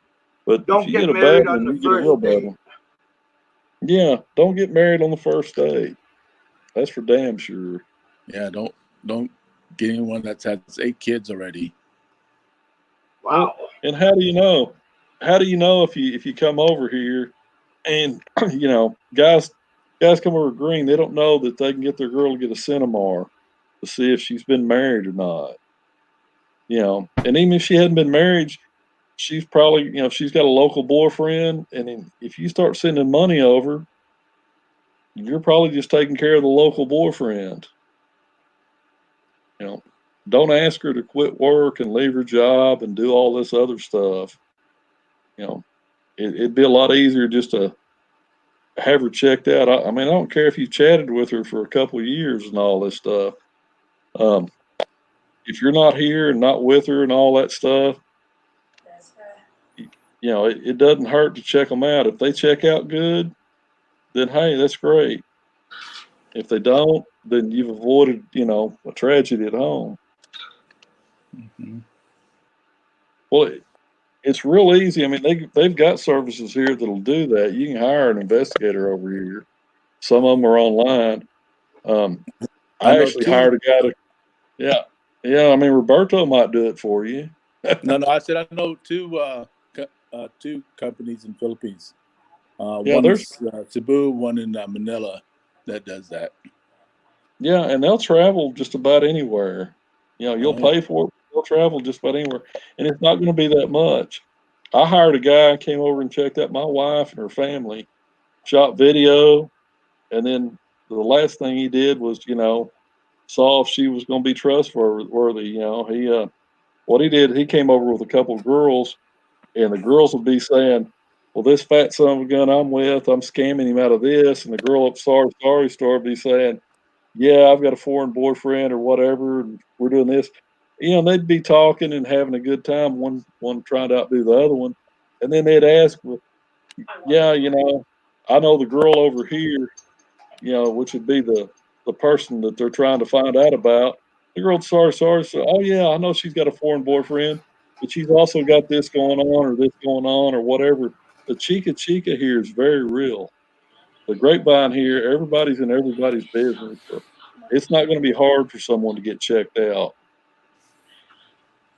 That's going to be real Yeah. easy here in the Philippines. Let's see what in the world went on there. Oh, live comments. But yeah, it's not hard to get people checked out. And if your girl's good, you haven't lost anything. And if she's bad, then you're done. But I'd talked to this guy for a good while, and he was telling me about girls that they'd be living in the U.S. and this was back before you had Yahoo Messenger, and they'd have to call home, and he'd tell guys, put a recorder on the phone for however many days, and then get it translated.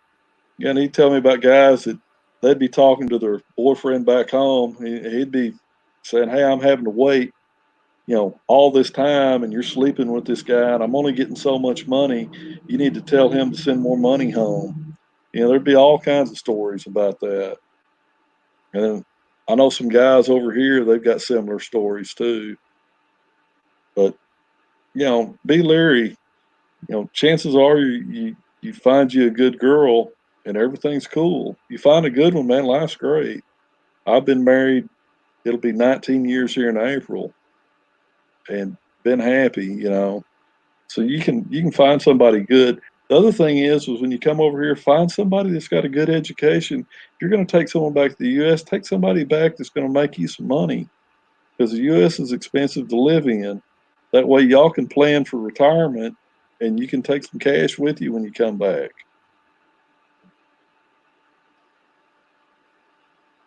You got anything to add, Roberto or Kev? Well, my feelings about that is don't go to the dating channels, man. Just take 2 weeks, go down there, enjoy the culture, enjoy the islands, and just meet somebody there. You can meet a lot of people just by going to different places, the malls, restaurants, or the open market. If you go to the dating channels, you're probably in trouble to start with. Right. You can meet people. You can stop in a bakery and talk to people, and they'll ask, are you single? You say, yeah. You can tell them, yeah, I'm looking for a nurse, or I'm looking for somebody with a professional degree or whatever. They'll have a family member. Somebody will, and they'll be interested in meeting you if you're sincere about it and you're a decent guy. Filipinos are really good about being a cute kids. They like to match people up. I know a lot of my family members like to match. When I was young, when I was younger, in my 20s, my mom, my cousins, and my aunts, they'd be like trying to match me up with every freaking Filipinos out there. So, no, I don't do my own, man. I don't like my own kind. I'll stick with my white girls. Thank you. Yeah, if a guy's decent when he comes over here and will treat the people decent like they deserve to be treated, they'll try and hook him up all the time. So you can stay off the dating sites. If you go to the mall, you'll find those girls have degrees there. The girls working at the mall are probably the best picks out of whatever they could find. You'll find girls that have nursing degrees, girls that have engineering degrees, or whatever, and they'll be working down at the mall so they can find something else or whatever. But well, you could do that, or you could go to church and have somebody that you have, yeah, I mean, you can go anywhere. That's the whole thing. Wherever you go, people are going to ask about you, and they're going to ask, are you single? If you're a decent guy. Or you could go with or you could like if you work out, go to a gym.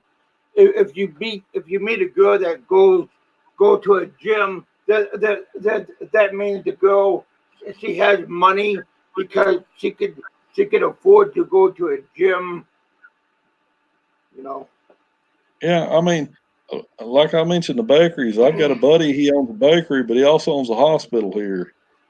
And you know, like he told me, he said the nurses, even some of the doctors there, you know, are single, but they're always looking for somebody that's decent.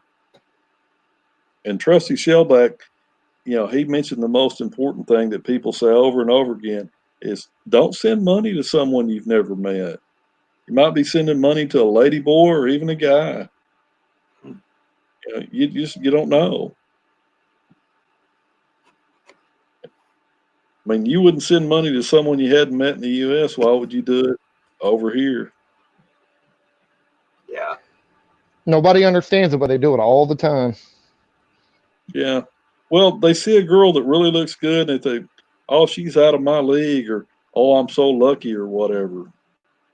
And they don't realize, hey, that's great and everything, but you better look into the character of your girl first. The character of your girl is going to mean more to you in the long run than anything. You can get the prettiest girl, you know, that you can imagine here, and she's got good character.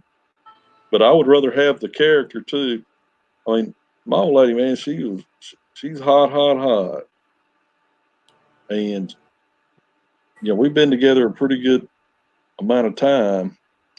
But man, that character was more important to me when I was meeting her. You know, you've got Well, to have the hell, look, chemistry, and everything else too. But that character is what's going to shine too. And I wanted education. yeah. Well, I used to when I go out there, I go to the malls and buying something, and I'll stop by and talk to a security guard, a female security guard, and I'm flirting with them and stuff, and asking what's their phone number, what time they're so friendly, I mean, and I'm not saying it's easy. They're so friendly that I'm going to they tell your wife. accept. Oh, my wife knows. I've got pictures.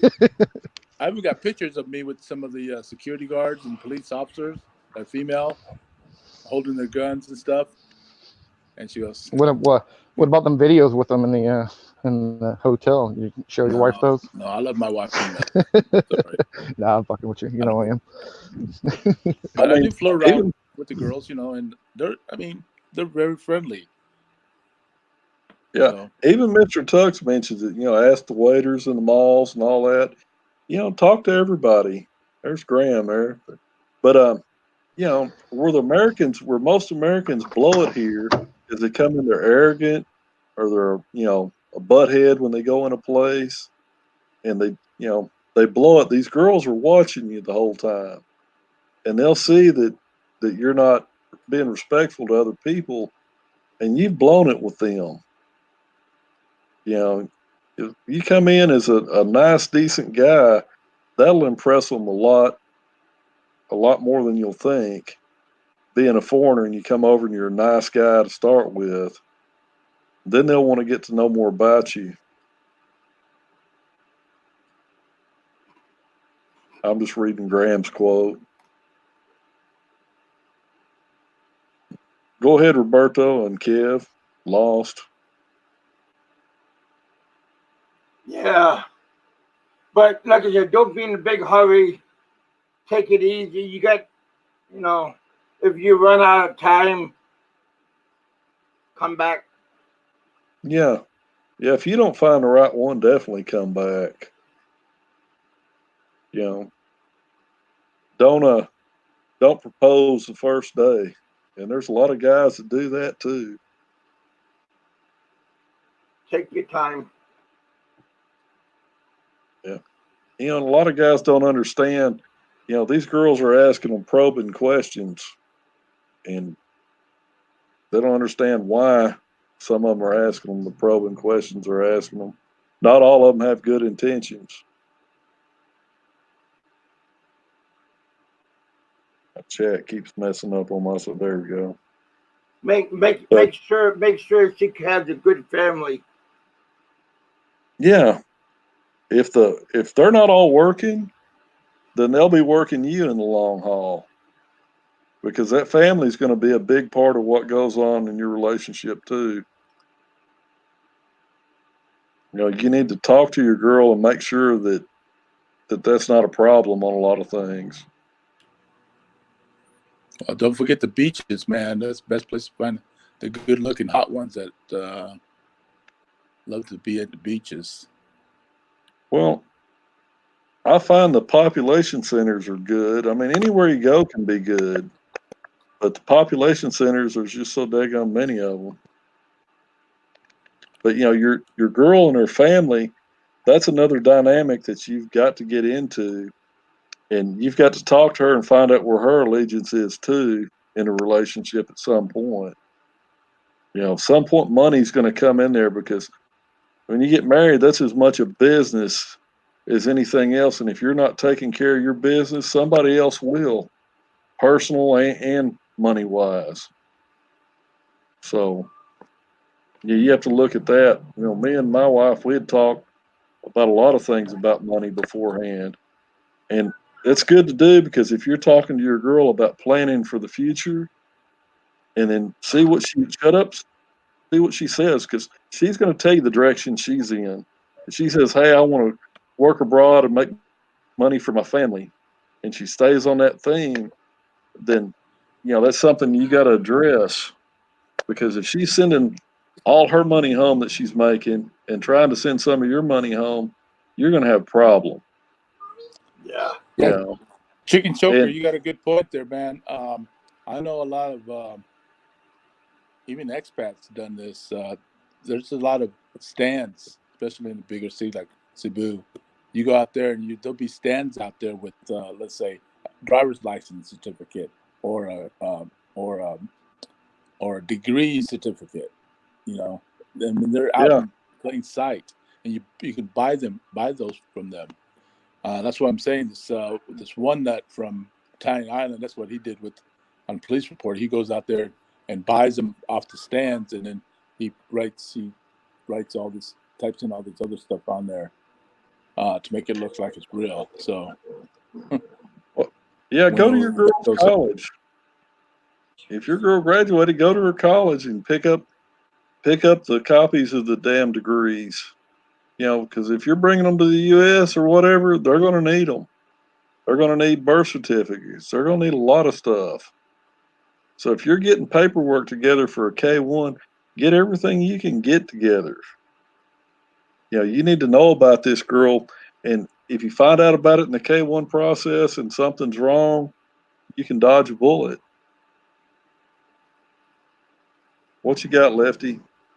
But I mean, you really need to check things out, because this will impact your life.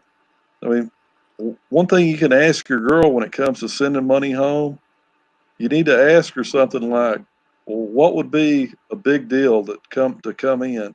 Because a lot of times an extra 5,000 pesos would be a big deal coming home. And you need to set some kind of reasonable goal for what's coming home. And it's only an extra $100. And set some sort of limit, because when the girl starts working and making all kinds of money, there has to be some kind of reasonable expectation. I mean, what I did is I gave my wife a good part of the bills. I said, look, if you're getting half of whatever, then half of these bills are yours. When she started working and everything, she made good money. So I said, okay, here's your half. I'll take care of my half. You got your money, I have my money. I don't think there should be a stipend type situation where you send an X amount of every month. I mean, that was something I totally would disagree with. I believe in helping family, and you should, but just to give them money just because they are their family. I mean, that's something I don't agree with. What happened with my wife was her father died, and he made good money. Her mother worked at the hospital, and her father was a supervisor at the place. He made decent money. They were pretty much, toward upper middle class. But when he died, we looked at a way to do things. And instead of sending home a bunch of money, what she did is she put money in the house over here we live in now and got that done. But no, I wouldn't say send home a bunch of money or be obligated to it. But my wife made 6 figures a year, lost, and sending home an extra 100 or whatever a month was no big deal. No, I mean, no, I understand those deals, but I'm talking about literally just you're giving money, and really there's just because it's their culture or taking advantage of. For example, I'll tell you what, my wife has a very similar story to what you just said. Her dad died, Columbia, they're the low middle class, I guess, not much money, but my wife, she helps her mom out, obviously, but she don't send like a set amount of money to her every month. When she needs a little help, she helps her, you know what I mean? Yeah. But just to give money just because, because they're a family member. I mean, would you just give your brother or sister, oh, here's just $100, just you have it extra every month? No, because my brother and sister in the U.S. is a little bit different culture, and see, that's the whole thing. You've got to respect their culture, and they need to respect yours too. Well, no, they need to. Well, up. yeah, but you're right. It goes both ways. They need to respect the fact that we just don't hand money out just because they're a relative. No, listen, I understand some families are in a little more desperate situations than others. Let me tell you what, my wife's family is, well, she's a couple of brothers, and they do fine. But prior to, they weren't wealthiest people. You know what I mean? And like I said, you help out when you can help out, but you just don't send it just because, I guess, Hey, I'm trying to get at. Hey, Lost? Yeah. Will you talk to I my agree brother, with you on some of that. what you just said? Let's say it again, Roberta. Will you talk to my brother and tell him what you just said? I will. You can send the recording. Yeah. No, I mean, hey, I I think we agree with probably you on some of that we stuff. all probably got some family members, cousins and whatnot, who think that their parents should be relying on them for their entire lives. And obviously there are certain people who are just kind of takers. Yeah. But I noticed I didn't have a crap ton of experience in the Philippines like you guys have, but it was pretty common that a foreigner was supposed to help out versus it's not quite that way with when it's local to local. So there's a different dynamic in play when you're a foreigner.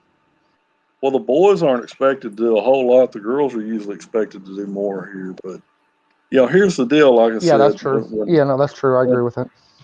When her father died and everything, she put more in the house that that was hers. The title was to her already and all that stuff. But we had talked about that, and none of the money came from me. It came from her. Okay. Plus, she helped me out a great deal on the other. As far as she took her share of the bills, and we lived in a pretty good sized house. Well, that's good. I mean, your situation very similar to mine. Your wife is ready to take on responsibility. She does not just want to sit back and Also, and also that's the way we it got should be. It should be. Well, I had one of those too. Yeah, we got all that together and did all that stuff. So we talked about all that and everything, and me and her talked about it. And I said, well, hey, ultimately it's going to be your decision on your money. But and then she had a falling out with her mother. Her mother was asking about certain things, and she said, well, hey, I need to see your books. And her mother said no, so she cut her off for about 2 years. So it's not all. Yeah, and y'all also did good by you put money into the house versus money just being wasted, just handing out. You actually did something to improve quality of life. Yeah. Now also we've also sent a few people to school. That's kind of a rare thing. Too. Yeah, or that seems to be a rare thing. Yeah, you don't just throw your money away. Money's a tool that you use in life. If the family can't use the tool properly, then you kind of help them. Mother got the benefit of living in the house, which was okay with us because she washed it, took care of everything. Everything's cool. But everybody's situation is going to be a little bit different. All I'm throwing out there is an opinion and a guide. I don't agree with just giving people money either. But a lot in the Philippines is your children are the retirement system over here. A lot of parents expect, hey, I helped you, so you help me. And they did get her a good education, which benefited me. So I look at it that way too. Yeah, If I had to too. educate her and do all My that, wife has 2 degrees, luckily. yeah. Go ahead, Roberto. I didn't mean to cut you off. It's all right. What was I thinking? Oh, I send money, especially just according to the market. If the peso is high, I buy.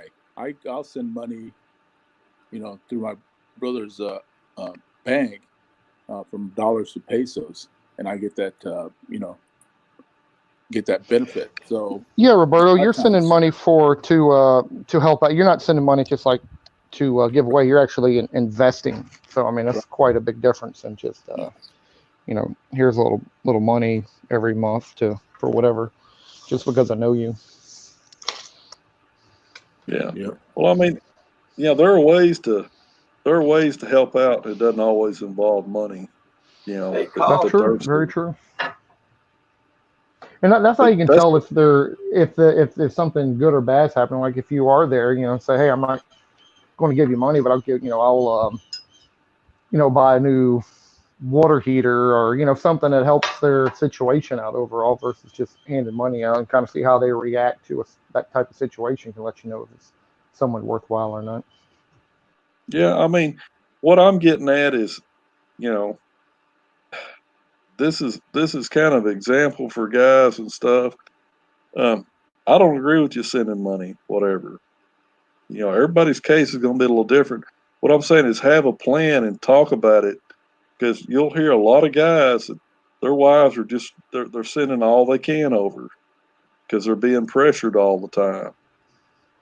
Oh yeah, that was one of the first things I talked about with my. Oh, I'm sorry, Danny. That was one of the first things I talked about with my wife. We cannot send, because she, at first we were definitely helping out a little more than we do now, but it was to the point it was like, you cannot send more than a certain percentage, because obviously if it cuts into our lifestyle, our just normal everyday living, then obviously what is it, robbing Peter to pay Paul, or however that works out. I mean, we're just going to be taking money away from us. It ain't helping us trying to help somebody else out.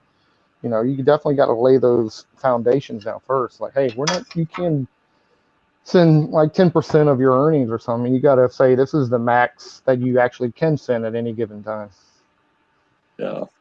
Yeah. I mean, we did better than most. I mean, I lived up in Frisco. Roberto knows where that's at. That ain't cheap to live there. The average house is about 4,000 square feet or so up there. And, it's not cheap. We did really well.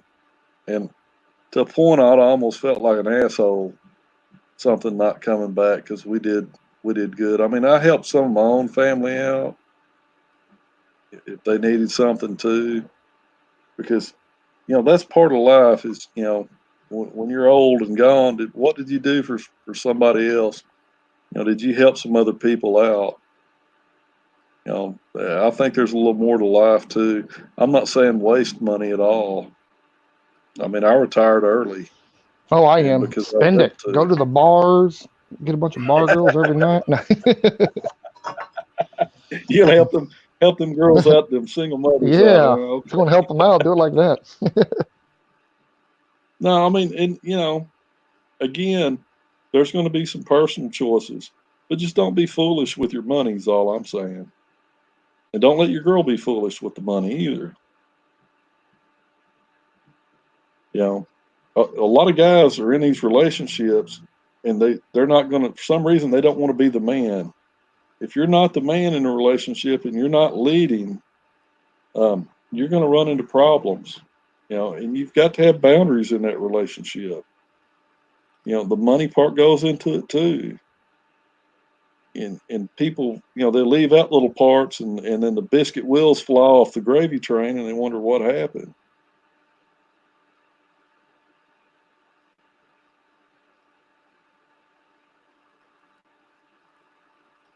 You still there? Not lost? Yep, I'm here. Okay. Well, I'll just pause it, man. I don't want to just take over the show. Yeah, Danny, I know I occasionally talk over you, and I'm sorry. Sometimes your pauses are, when I think you pause, I think you're stopping, and you continue. So apologies for that.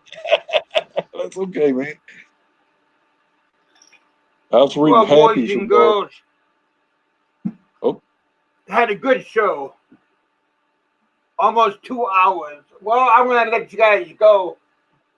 I do have a life besides doing this. I may be on later on tonight. Well, cool, Kevin, man. Thanks for having me on again. Yep. I'm not Roberto. dead.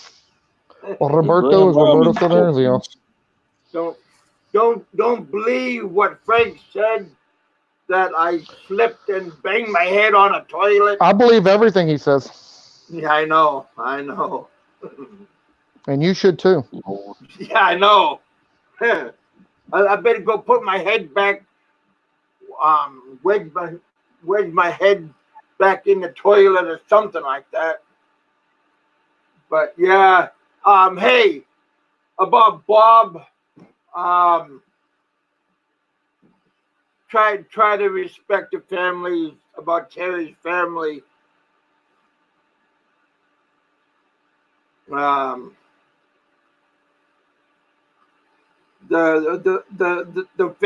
family is struggling, so try not to listen to what Bob is saying.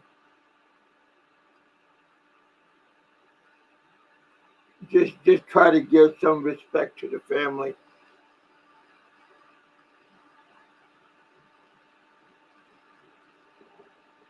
And any last words, Danny? I was reading Lefty's deal about do ALS if you want. I don't know what ALS he's talking about. No, I just hope guys come over here and have a good time and enjoy the Philippines. That's what it's here for. That's what life's for. Yeah. Don't be like a Frank and be a hater. Just go out and have a good time, live life to the fullest, and just don't go out and just be a nitpick. Just have a good time. Damn. If you're in paradise. Yeah, if you got a difference of opinion with somebody, talk it out. I mean, it doesn't have to be dead gum. I hate this guy because he associates with someone else.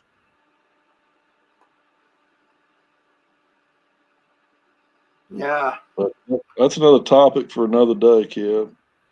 Yep. No, kill, hate.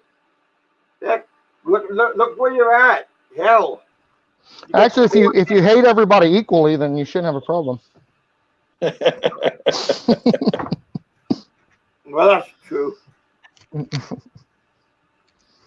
Well, y'all take care and have a good night, good morning, whatever the deal is. Yep. Later, Danny.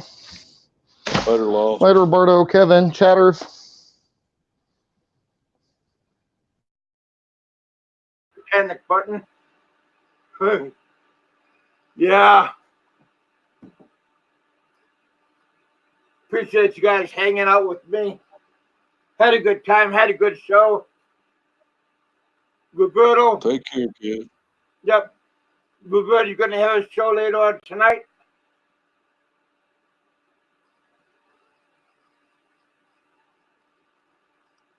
Maybe not. Maybe so. All right, you guys. Thanks for coming on. Welcome to the bullpen. I'll talk to you all later on. God bless. Talk to you all later. Bye.